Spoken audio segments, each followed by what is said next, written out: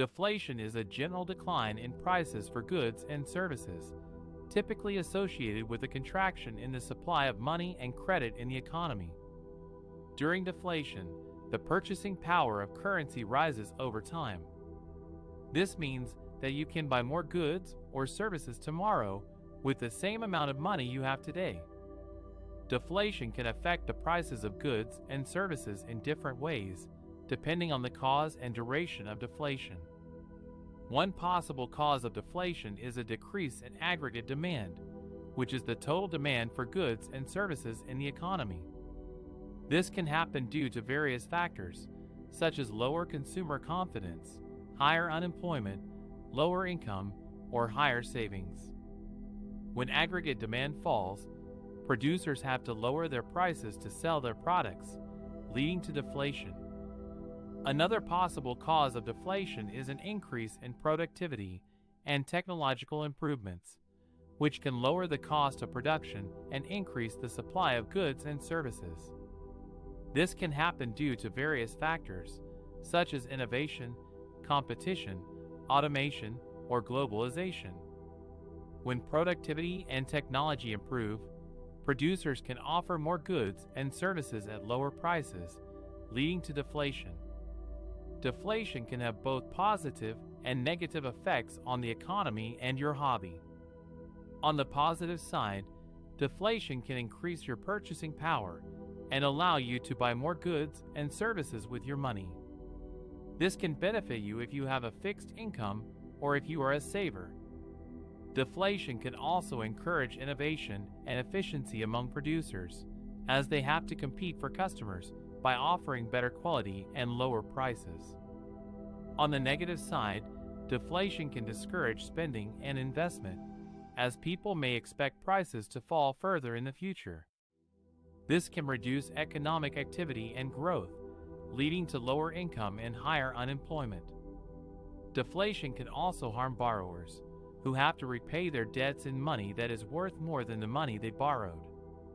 This can increase their debt burden and reduce their ability to spend. Deflation can also create a deflationary spiral, where falling prices lead to lower demand, which leads to lower production, which leads to lower income, which leads to lower demand, and so on. Therefore, deflation can affect your hobby by changing the prices of the goods and services you need or want for your hobby.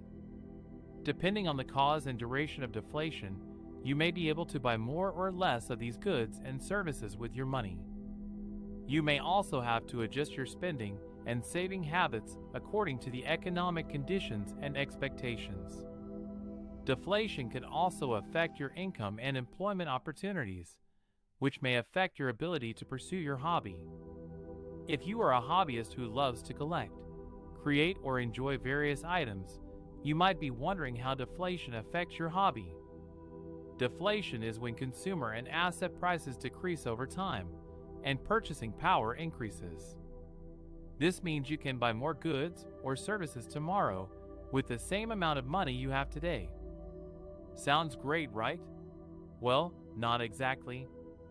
Deflation can also signal an impending recession and hard economic times, as people delay spending in hopes of getting lower prices later.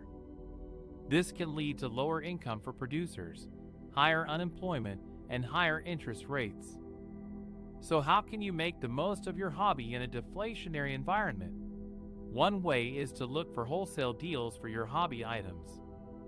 Wholesale deals are when you buy products from a wholesaler, who is the middleman between the manufacturer and the retailer. By buying in bulk, you can get a discounted price for the products and then sell them at a higher price to make a profit or keep them for your own enjoyment. But how do you find and compare wholesale deals for your hobby items online or offline? Here are some tips to help you out. Supplier websites and newsletters. Suppliers run deals frequently to encourage purchases and remain profitable. You can check out their websites and sign up for their newsletters to get notified of their latest offers. You can also contact them directly and ask for discounts or special deals if you buy in large quantities. Wholesale directories and industry websites. Any wholesale directory has every incentive to partner with successful businesses, so they will often spread the word about current deals. You can browse through different categories and niches to find wholesalers that match your hobby interests. You can also check out industry websites that cater to specific hobbies, such as meg.hobby.com for model kits, paints, and supplies. Local events and trade shows. Local events and trade shows are great places to meet wholesalers face-to-face and see their products in person. You can also negotiate prices and terms on the spot and network with other hobbyists who might have tips or referrals for you. Clearance, import, and closeout sites. Clearance, import, and closeout sites are online platforms that sell overstocked, discontinued, or liquidated products at low prices. You can find some amazing bargains on these sites, but be careful of the quality and authenticity of the products. You should also check the shipping costs and delivery times before placing an order. When comparing wholesale deals for your hobby items, you should consider several factors, such as the price per unit. This is the most obvious factor to compare, but not the only one. You should also factor in the shipping costs, taxes, and fees that might apply to your order. The minimum order quantity. This is the minimum number of units that you have to buy from a wholesaler to get a certain price. If you buy less than that, you might have to pay a higher price or a surcharge. You should make sure that you can sell or use all the units that you buy, otherwise you might end up with excess inventory or waste. The quality and condition of the products. You should always inspect the products before buying them, either by requesting samples, reading reviews, or visiting the wholesaler's warehouse. You should also check the expiration dates, warranties, and return policies of the products. The reputation and reliability of the wholesaler. You should do some research on the wholesaler's background, history, and customer feedback. You should also check their credentials, such as licenses, certifications, and memberships in trade associations. You should also communicate with them clearly and frequently, and establish a good relationship with them. By finding and comparing wholesale deals for your hobby items online or offline, you can save money, increase your profits, and enjoy your hobby more in a deflationary environment.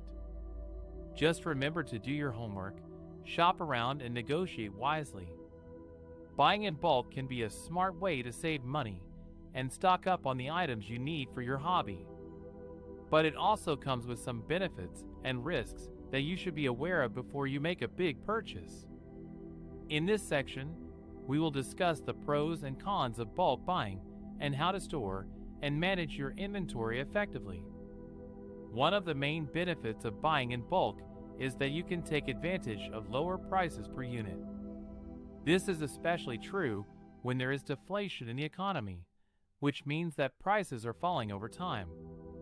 Deflation can be caused by a decrease in demand or an increase in supply of goods and services. When deflation occurs, you can buy more goods or services tomorrow with the same amount of money you have today. This means that you can get more value for your money by buying large quantities of items that you use frequently or that have a long shelf life. Another benefit of buying in bulk is that you can reduce waste and environmental impact. By buying fewer packages and containers, you can save on packaging materials and transportation costs. You can also avoid running out of essential items and having to make frequent trips to the store, which can save you time and gas money. Buying in bulk can also help you prepare for emergencies or shortages, which can happen when there is a recession or a crisis in the economy. By having a large inventory of items that you need, you can avoid panic buying and price gouging. However, buying in bulk also has some drawbacks that you should consider before you fill up your cart. One of the main risks of buying in bulk is that you may end up wasting money and space on items that you don't need or use. This can happen when you buy more than you can consume before the items expire or go bad. It can also happen when you buy items that you don't really like or that don't fit your lifestyle. For example, if you buy a lot of canned food but you prefer fresh food, you may end up throwing away the cans or donating them to charity. Another risk of buying in bulk is that you may lose money if prices go down further after you make a purchase. This can happen when there is disinflation or deflation in the economy. Disinflation is when prices are still rising, but at a slower rate than before. Deflation is when prices are actually decreasing over time. When disinflation or deflation occurs, you may regret buying a large quantity of items at a higher price than what they are worth later. Therefore, to avoid these risks, you should follow some tips on how to store and manage your inventory effectively. Here are some suggestions. Make a list of the items that you need and use regularly for your hobby. Check the prices and compare different brands and sizes. Look for discounts, coupons, and sales that can help you save money. Buy only what you can afford, store, and consume within a reasonable time frame. Don't buy more than you have space for or more than what your budget allows. Don't buy items that you don't like or that don't suit your needs. Check the expiration dates and quality of the items before you buy them. Avoid buying items that are close to expiring or that have signs of damage or spoilage. Choose items that have a long shelf life or that can be frozen or preserved. Organize your inventory by category, size, and date. Label the items with the date of purchase and the expiration date if applicable. Store the items in a cool, dry, and dark place away from heat, moisture, and sunlight. Use containers, shelves, bins, or boxes to keep the items neat and tidy. Rotate your inventory regularly.